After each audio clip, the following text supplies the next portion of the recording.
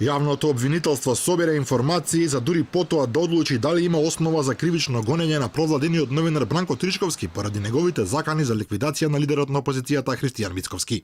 По нашите настојувања да се произнесат за случајот кој предизвика згрозување и лавина негативни реакции од јавноста, оттаму ни одговорија.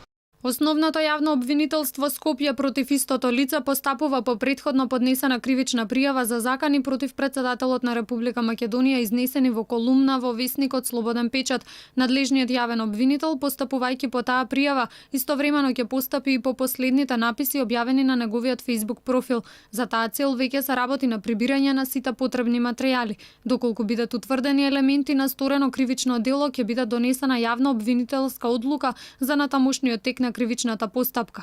Колку за подсетување, пред 3 месеци Тричковски повикуваше за ликвидација на шефот на државата Иванов, а јавното обвинителство се уште без конкретен одговор дали ќе покринат обвинение за овој случај. Предходно истиот новинар на сличен начин се пресметуваше и со поранешниот премиер Никола Груевски, но тој случај воопшто и не бил земен во предвид за разгледување. Обвинителството меѓутоа по допрен глас има оформено предмет во врска со написи и коментари по социјалните мрежи, а со кои се шират расистички и ксенофобични материјали. Објавените текстови во социјалните мрежи се насочени кон пожарот во близина на Атина во кој има и човечки жртви. Отворен е и предмет по поднесена кривична пријава од Хелсинскиот комитет за човекови права и ЛГБТ центарот против 2 лица, затоа што во емисија изнесувале зборови кои потпаѓаат под говор на омраза. Јавното обвинителство наведува и неколку други случаи по кои постапува врз основа на допрен глас.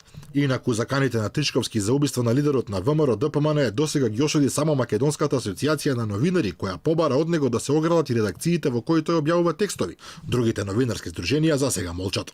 Редовните навредливи и заканувачки писања на Тричковски јавноста ги коментира од една страна како просто лечење на фрустрациите поради известна интелектуална инфериорност и шоуменски обид за забавување на сирички настроените граѓани, но од друга страна и како еден вид пропагандистичка димна завеса за прикривање на крајно непопуларните потези на актуелната гарнитура на власт.